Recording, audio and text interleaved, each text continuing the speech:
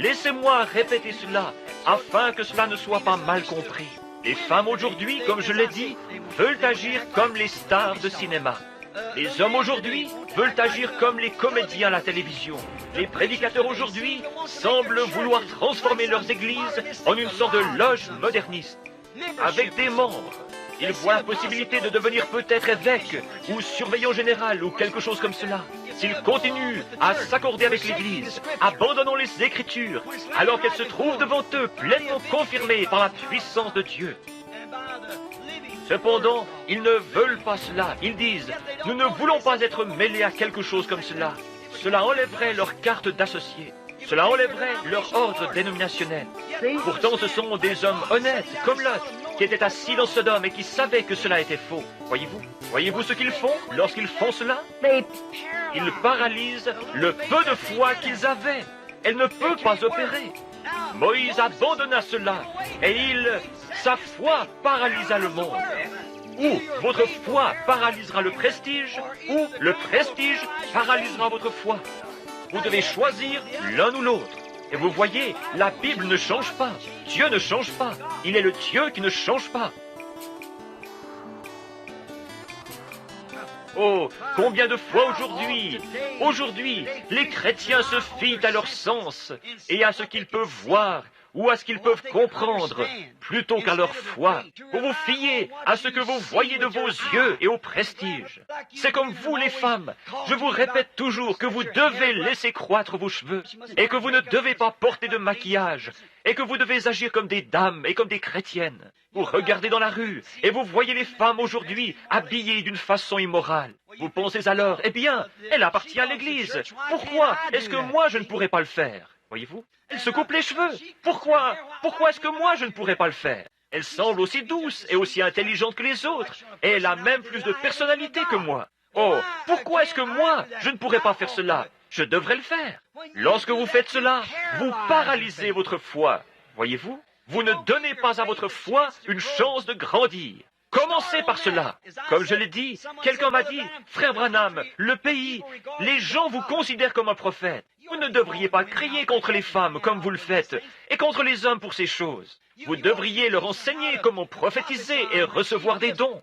J'ai répondu, comment puis-je leur enseigner l'algèbre alors qu'ils ne connaissent même pas leur ABC? Voyez-vous? Maintenant, commencez donc par là. Purifiez-vous, afin que lorsque vous marchez dans la rue, vous ressembliez au moins à une chrétienne, voyez-vous? Et ensuite, agissez comme l'une d'elles. Et vous ne pouvez pas le faire vous-même. C'est Christ qui doit venir en vous. Et si cette semence se trouve là, et que cette lumière la frappe, elle viendra à la vie. S'il ne vient pas à la vie, c'est qu'il n'y a rien là qui puisse venir à la vie. Car cela a été assurément démontré sur d'autres, voyez-vous. Elle vient à la vie immédiatement, aussitôt que la lumière la frappe. C'est une réprimande pour les femmes, je le sais, qui écoutent cette bande, ou qui écouteront cela. C'est une réprimande pour vous, sœurs. Cela devrait l'être. Cela devrait l'être, parce que cela montre, peu importe ce que vous avez fait, vous pouvez avoir été religieuse toute votre vie, vous pouvez avoir vécu dans l'Église. Votre père peut être prédicateur, ou votre mari peut être prédicateur.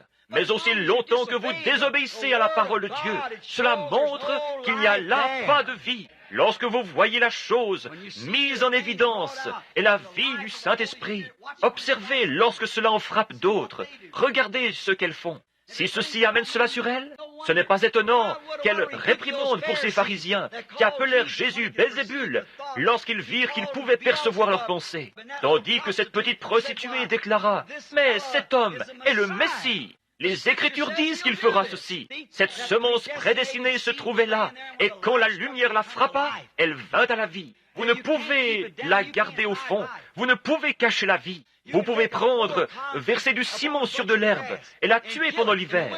Le printemps suivant, où est la majeure partie de cette herbe? Tout autour du bloc de ciment. Parce que lorsque le soleil commence à briller et que cette semence fécondée est sous cette pierre, vous ne pouvez la retenir. Elle va se frayer un chemin en se tortillant là-dessous et ressortira au bord de cette chose, levant la tête à la gloire de Dieu. Voyez-vous, vous ne pouvez pas cacher la vie. Quand le soleil frappe la vie botanique, elle doit vivre.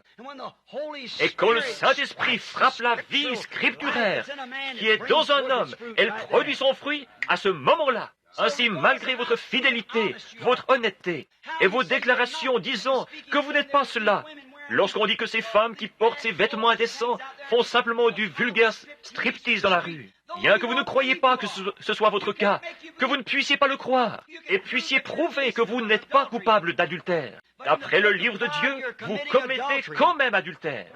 Jésus a dit, « Quiconque regarde une femme pour la convoiter a déjà commis un adultère avec elle dans son cœur. » Et vous vous êtes présenté de cette manière. Voyez-vous, vous ne pouvez pas le voir, à moins que cette vie ne s'y trouve. Vous regardez quelqu'un d'autre et vous dites, « Je connais Sir Jones. Frère Jones est prédicateur et sa femme fait ceci, elle fait cela. Peu m'importe ce qu'elle fait, ceci est la parole. » Jésus a dit que toute parole d'un homme soit un mensonge et que la mienne soit vraie. C'est la Bible. Et quand cette lumière la frappe vraiment, elle doit venir à la vie. Elle doit tout simplement venir à la vie.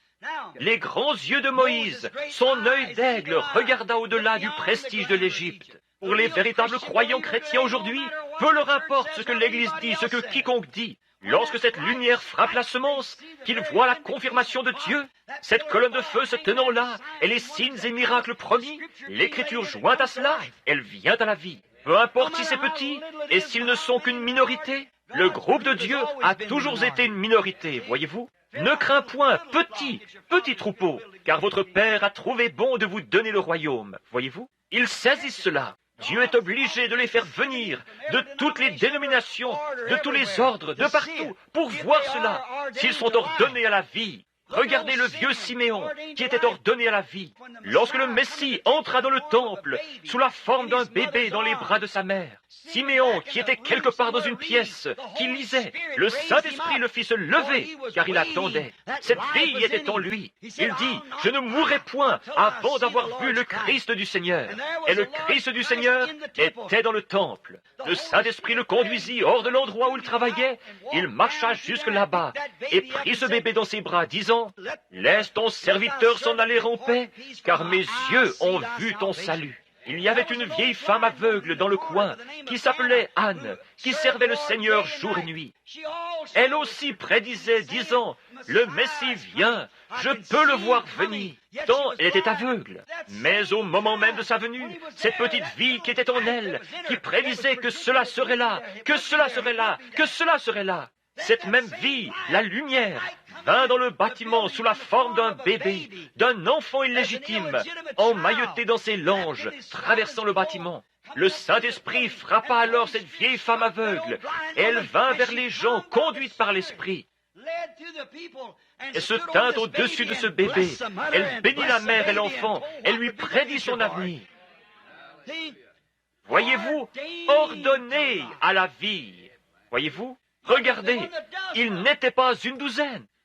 Seulement 8 âmes furent sauvées au jour de Noé. À peine quelques-unes, mais toutes celles qui étaient ordonnées à la vie entrèrent à ce moment-là. Voyez-vous comment le Saint-Esprit opère dans chaque âge, attirant les gens?